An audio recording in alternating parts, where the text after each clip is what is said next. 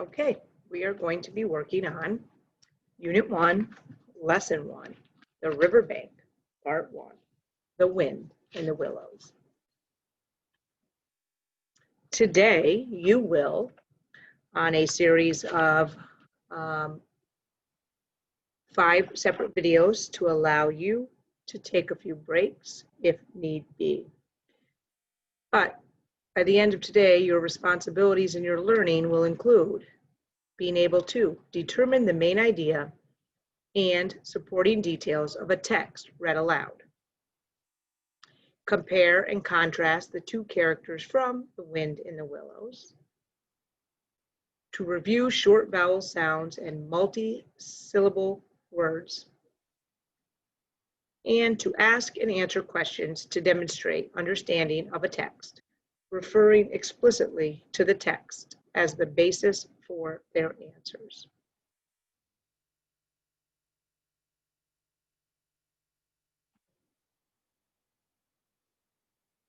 An introduction. The story that I'm going to be reading to you in the read aloud is from The Wind in the Willows. This story was written by Kenneth Grahame. He was born in Scotland and he later moved to England. And what is fiction? You would have heard Miss Pittman refer to this in library.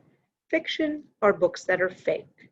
They may be make-believe or have characters that do things that you wouldn't typically see happen in real life.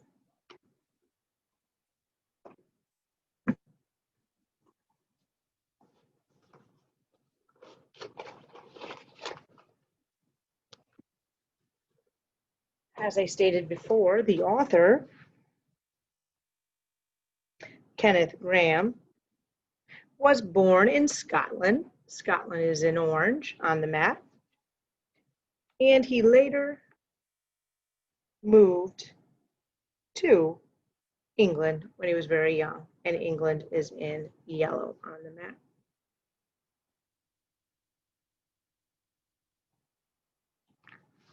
Citizens called British.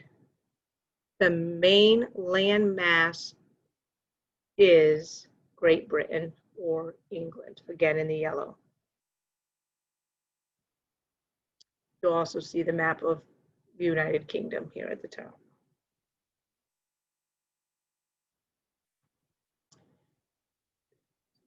There's a river Thames that is important in the story, and you will see it in England in the blue.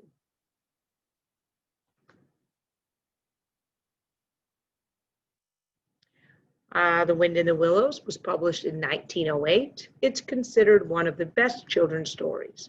This is also referred to as a classic. There are some other classics that you may have heard before.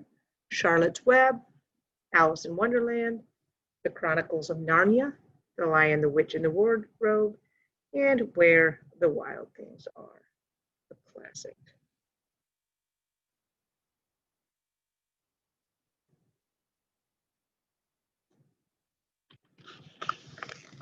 The main characters in the story you're going to be hearing today, a portion of it, are a mole,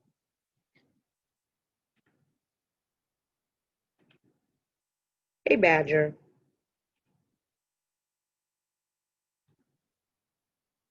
a water rat, and a toad. This story is fiction. It is created from the author's imagination.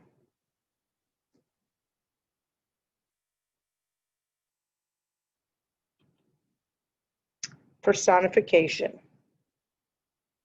Personification is giving human characteristics to things that are not human. So you will see that coming up in our story.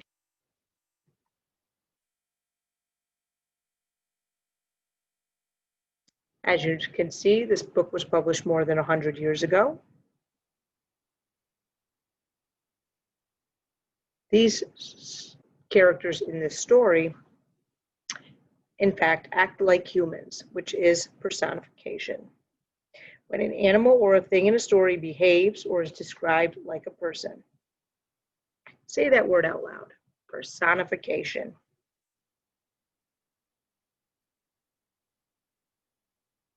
Throughout the book, as I read it to you, you're going to hear many examples of personification.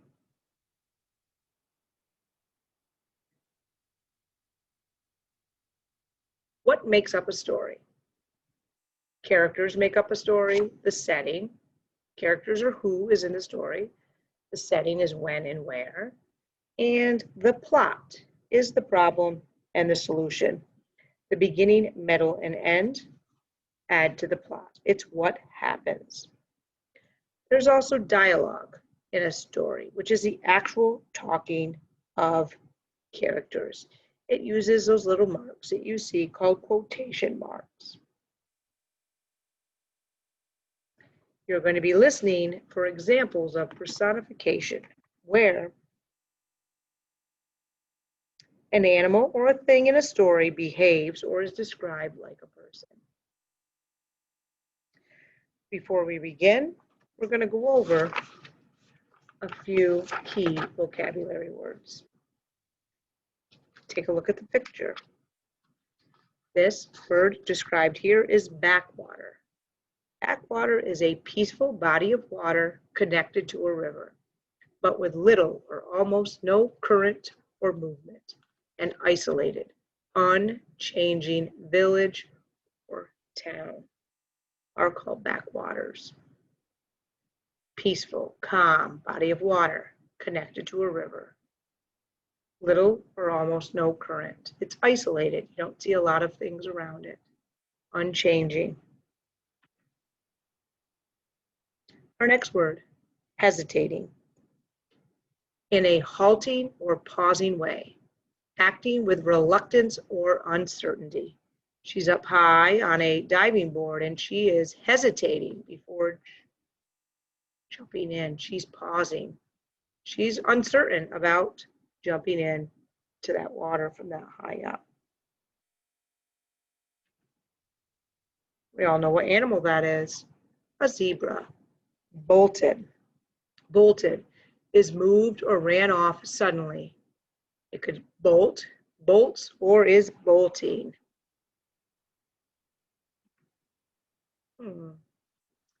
Contemplated, considered or thought about, pondered.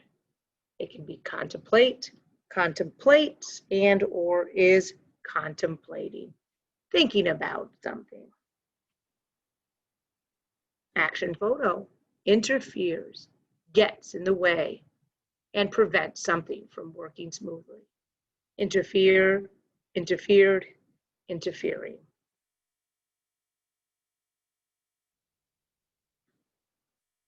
Meandered, moved slowly and without purpose. Meandered. Okay, The Wind in the Willows is the story that I'm going to be reading aloud to you today. This gives you an idea of the characters that we talked about. The Willows countryside. This is the setting of the story. This is where the story is going to take place in this community, the Willows countryside.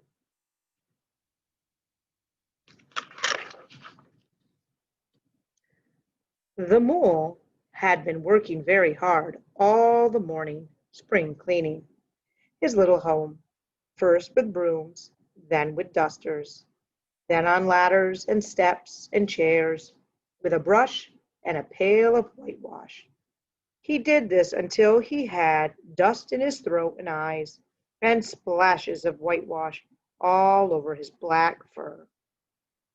Spring was moving in the air above and the earth below, and around him and his dark and lowly little house.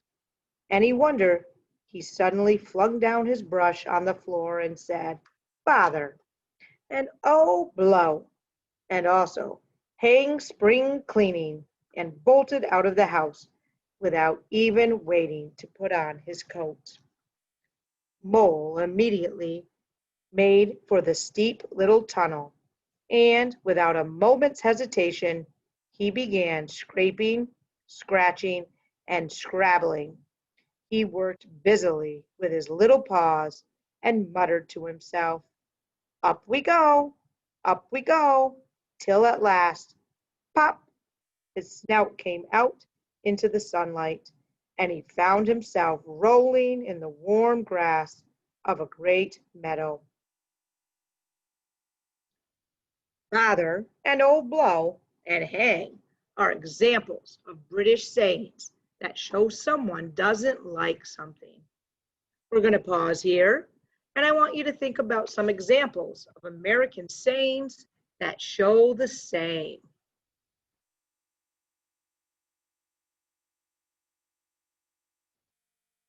You will be adding your comment below.